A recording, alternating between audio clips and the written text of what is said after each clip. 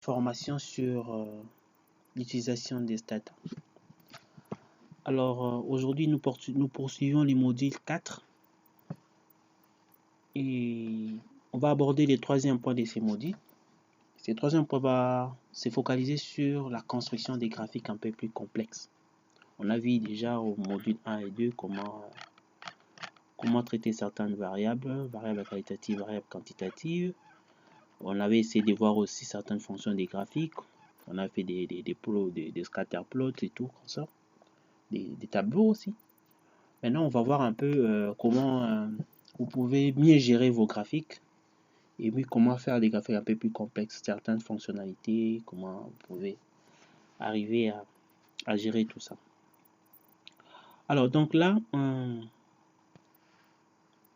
nous allons prendre le fichier auto. Donc, vous allez dans sysuse auto pour télécharger les fichiers d'application. Sysuse auto.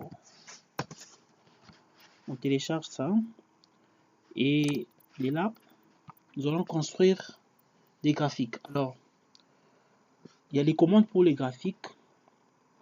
On a des commandes avec une variable et il y a aussi des commandes avec deux variables. Donc, si nous options la commande graph, c'est qu'on a eu à faire, ça concerne une variable. Vous voulez faire un graphique avec une seule variable, vous allez recourir à la commande graph. Par contre, si vous voulez faire des graphiques avec deux variables, là, vous devez recourir à la commande toWay. Alors, ici, on va plus utiliser la commande toWay. Supposons que vous voulez établir une fonction qui est une fonction de la loi normale d'une variable, par exemple. Donc, nous allons chercher à mettre le graphique de la fonction y qui est la loi normale de la variable, la distribution normale de la variable trunk. Donc là, nous allons mettre toWay function y pour montrer que nous voulons faire les graphiques à deux variables de la fonction y. Cette fonction n'est rien d'autre que la distribution de la loi normale de la variable trunk qui a pour moyenne 0 et pour écart type 1. Donc ici, vous mettez les noms de la variable, là vous mettez la moyenne et puis là vous avez l'écart type. Et ça, c'est les noms de la fonction en fait, que nous voulons mettre. Comme option, vous avez les titres. Là, vous mettez les titres de votre graphique, les titres que vous comptez donner à votre graphique. Vous avez la possibilité de mettre les sous-titres aussi. Donc, vous mettez subtitle, entre parenthèses, vous mettez les noms. N'oubliez pas, il faut que ça soit entre guillemets. Les noms, vous allez mettre pour le truc doit être entre guillemets. Y-title, c'est pour nommer l'axe de Y. Donc, les titres que vous comptez donner à l'axe des Y. Ça peut être axe vertical, ou bien ça peut être variable telle, ou ça peut être, je sais pas moi, production, ou bien, c'est pas moi, temps. Donc, ça dépend des noms. Les noms que vous comptez donner à votre variable Y. C'est la variable désordonnée. Et X-title, c'est les noms que vous comptez donner à la variable des abscisses. Et note, vous pouvez mettre une annotation, par exemple la source, vous pouvez mettre des commentaires sur les graphiques. Là, vous allez recourir à l'option note. Note entre parenthèses, vous mettez, c'est tout ce que vous voulez mettre comme annotation qui accompagne les graphiques. Et après, ça, les textes ici, c'est pour positionner votre note.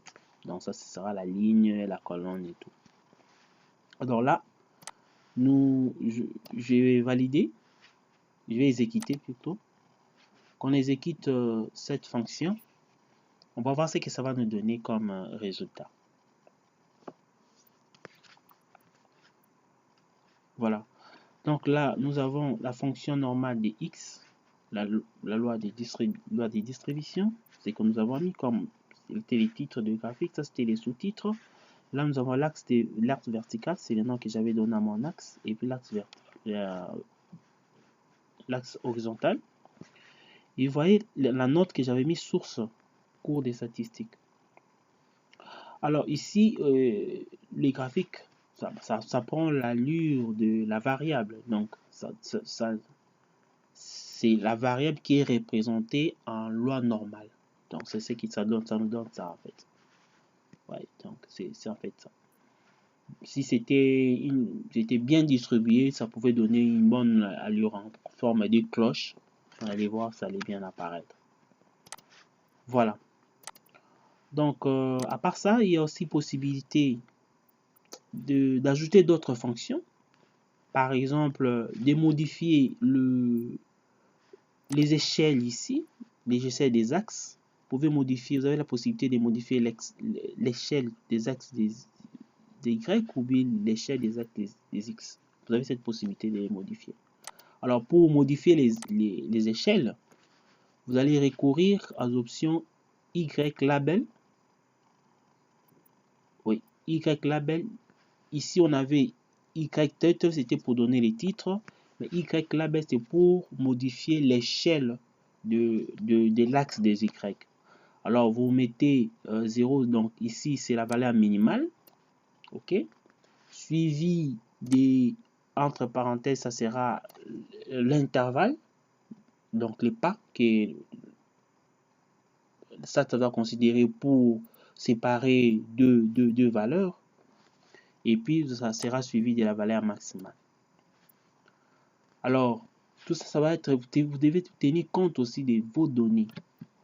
Vous devez tenir compte des données parce que l'échelle, normalement, un bon échelle doit refléter en fait l'allure de vos données. Alors, même chose pour X label, vous mettez la valeur minimale, vous mettez l'intervalle et puis vous mettez la valeur maximale. Alors, chaîne, ici, l'option chaîne, c'est pour colorer votre graphique. Si vous voulez colorer les graphiques, vous allez mettre l'option chaîne et vous pouvez choisir, il y a plusieurs types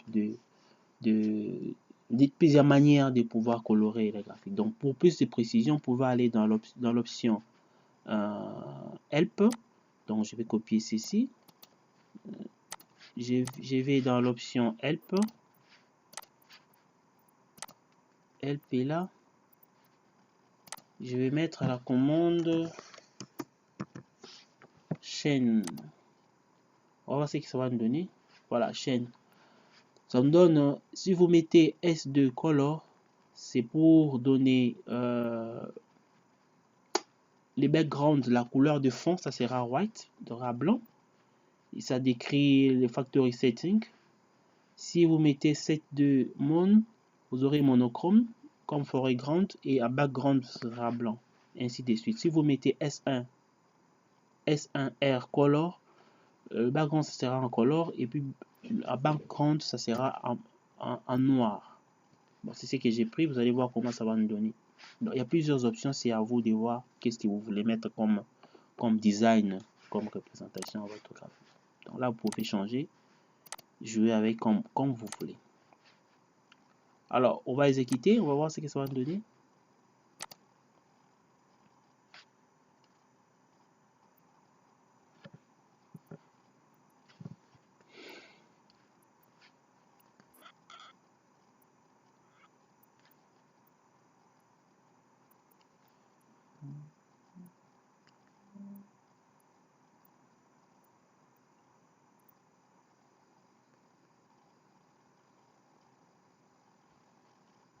Allez. Voilà, ça c'est en train de travailler. Ouais, voilà. Vous voyez ici, contrairement au graphique qu'on venait d'avoir, c'était en blanc. Ici, c'est maintenant en noir. C'est par rapport à l'option que j'ai choisie. Et ici, la variable aussi, c'est pas la même variable. Vous voyez, la courbe, la distribution normale de cette loi a changé pratiquement parce que j'ai changé les variables. Et vous voyez, l'échelle aussi ici a changé. On s'est limité à 0.2 pratiquement. C'est ce que je demandais à 0.25. Non, ça devait se limiter quelque part là. Donc, c'est par rapport aux données que j'ai introduites et je peux changer les designs de mon graphique. Alors, voilà. Alors, on peut aussi modifier la présentation du graphique avec l'interface graphique. Quand on est là, À partir de cette interface, vous avez ici Edit, vous avez Objet, vous avez Graph, vous avez Tool. Vous avez la possibilité de pouvoir modifier aussi certains éléments de votre graphique à partir de cette édition. Voilà. Alors, s'il faut nommer des graphiques, pour nommer les graphiques, par exemple, je prends Graph Box RP78, donc je vais créer les box plots de la variable rep78. Je nomme ça, donc l'option ça sera name, entre parenthèses, je mets les noms, ça c'est les noms du graphique que je vais donner. Graphique, point, tout. Donc là, je n'ai qu'à exécuter pour avoir les box plots de la variable rep78.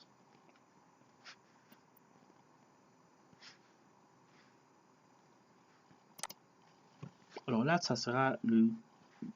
Voyez, voilà, nous avons ça. Et vous remarquez ici, graph, ça donné les noms que j'ai nommés là. Ça apparaît directement ici. Donc vous avez les box plots. Vous avez un...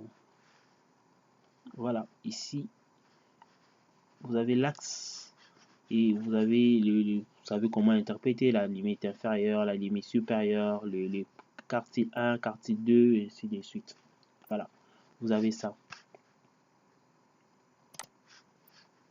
Alors là, j'ai nommé ça comme graphique R rep78. Je peux créer un autre graphique et nommer autrement. Je sais pourquoi, on va voir ça dans la gestion des graphiques. Je nomme ça par exemple graphe 2 normal. Donc je crée un autre graphique de la distribution normale de la variable text, de la variable qu'on vient de voir là, tout en nommant les graphiques. Ne confondez pas les titres. Ici, c'est les titres qui apparaissent sur les graphiques. Par contre, les noms ici, c'est les noms du fichier graphique. Donc, je pense qu'on va bien montrer quand ça va apparaître. Il faut faire la différence entre titres. Les titres, c'est les titres du graphique. Et les names ici, c'est le nom du fichier que vous donnez à votre graphique. Alors, voilà, vous avez par exemple ça c'est les titres, les titres du graphique. Par contre, là, graphe D normal, c'est les noms que j'ai donnés au fichier graphique ici. Voilà. Alors, la gestion des graphiques, vous pouvez gérer, si vous avez créé plusieurs graphiques, vous avez la possibilité de pouvoir les gérer. Par exemple, voir les différents graphiques. Si vous ne vous souvenez plus du nombre, si vous ne vous souvenez plus des graphiques que vous avez sauvegardés, vous pouvez voir les graphiques qui sont dans votre mémoire en tapant la commande graph_dir. Vous exécutez la commande graph_dir, ça va vous donner, voilà, tous les graphiques qui sont enregistrés. J'ai graph D normal, j'ai graph HRP78, j'ai graph box 2, tout. Ça, ce sont les graphiques qui sont dans la mémoire des Monstata. Alors, vous avez la possibilité de supprimer certains graphiques que vous estimez non utiles. Donc là, je vais supprimer graphique HREP78. Donc, je mets graph drop. Je mets les noms de graphiques que je compte supprimer. Et puis, j'exécute. Et ces graphiques-là sera supprimé de mon mémoire. Alors, si je vais lire les graphiques qui est présent en mémoire, je mets graph display. Mais juste graph display, ça va lire les graphiques qui est actuellement en mémoire automatiquement.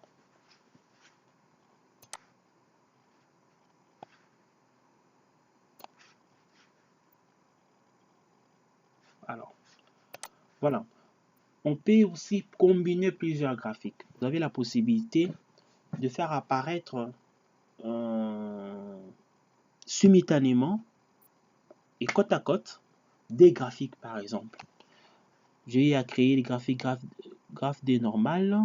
Ça, j'avais supprimé. Je peux reprendre ça, sinon ça va me poser des soucis. Oui. J'exécute ça. Voilà. Ça travaille encore. On va attendre. On va pouvoir attendre que ça charge les graphiques en question.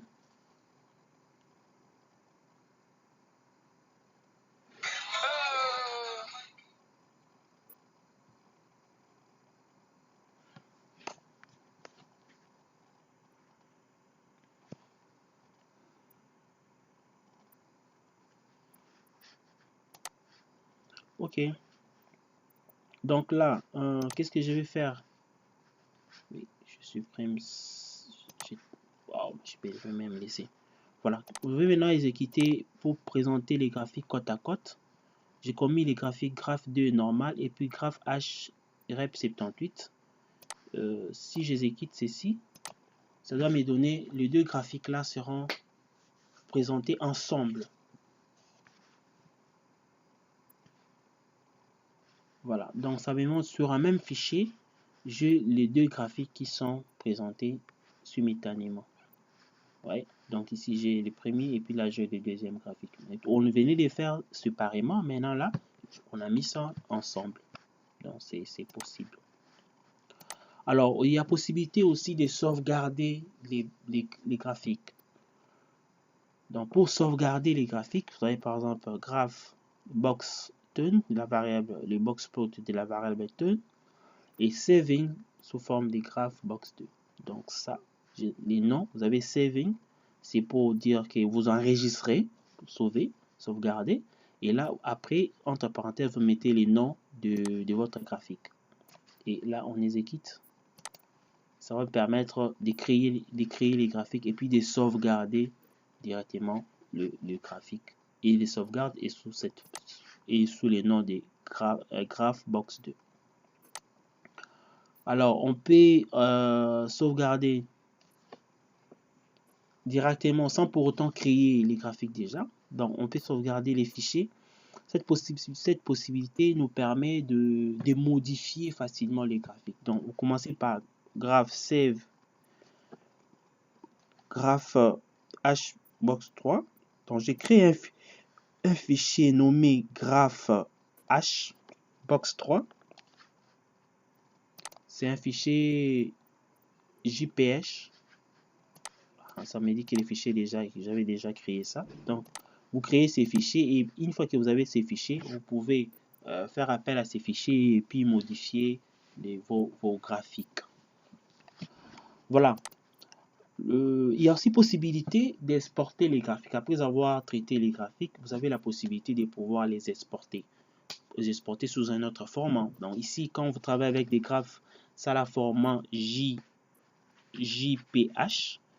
C'est une extension JPH. Vous pouvez changer cette extension en transformant ça en Word, en PDF ou bien en image, en photo. Alors pour exporter le graphique, vous avez la commande graph export. Vous mettez les noms du graphique que vous cherchez, vous comptez exporter et suivi de l'extension, d'une nouvelle extension. Par exemple, je vais exporter les graphiques graph D normal ici. Je mets graph export, graph D normal, .pdf. C'est pour ça me permet d'exporter les graphiques ici en format PDF. Mais attention, pour exporter ces graphiques en PDF, ces graphiques doivent être actifs. Il faut que ces graphiques soient actifs. Donc, c'était où je l'avais activé. C'est normal, c'est ça. Il faut que les graphiques ici soient actifs. Donc, je rappelle, c'est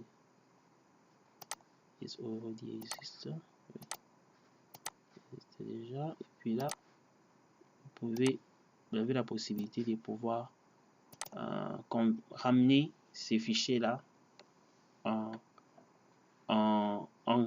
PDF. Ok. Alors qu'est-ce qu'il faut faire d'autre?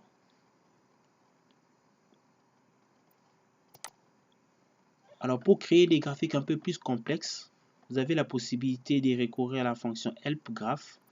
Quand vous mettez helpGraph, ça va vous donner beaucoup d'autres options. Et ces options-là, ça va vous permettre de pouvoir bien jouer, bien gérer, bien présenter vos graphiques. Utilisez le maximum des options possibles pour rendre vos graphiques beaucoup plus attrayants. Alors voilà, donc là vous avez beaucoup de trucs, comment faire des graphiques en matrice, on avait vu ça, en barre, en dots, en point, en box plot, en pi, on a vu, et vous avez plus d'autres options qu'on n'a pas pu parcourir ici, par exemple pour imprimer, je sais pas moi, pour exporter on a vu, et puis il y a d'autres variables, d'autres commandes qu'on n'a pas pu voir ici. Vous avez la possibilité de les voir en allant sur la commande graph. Ok. Alors, ou bien carrément, vous allez sur les sites ici, vous avez l'adresse qui est là. Ça vous permet aussi de pouvoir voir d'autres options, comment on arrive à utiliser plusieurs autres options pour pouvoir bien présenter les graphiques. Alors, voilà, nous sommes à la fin de ces modules, module 4. Merci pour votre attention, merci pour la participation. Si vous avez des questions, n'hésitez pas à nous les renvoyer. Et on se voit pour le prochain module, le module 5 qui va porter sur l'analyse de la régression. Merci et à bientôt.